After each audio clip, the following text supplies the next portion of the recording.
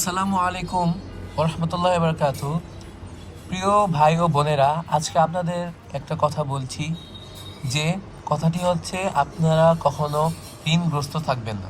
কেননা ঋণগ্রস্ত প্রসঙ্গে রাসূলুল্লাহ সাল্লাল্লাহু আলাইহি ওয়াসাল্লাম বলেছেন, মুমিন ব্যক্তির রূহ তার ঋণের কারণে ঝুলন্ত অবস্থায় থাকে যতক্ষণ যাবত না তা পরিশোধ করা হয়। এটা হচ্ছে ইবনে মাজা 2413 নম্বর হাদিস হতে বর্ণিত।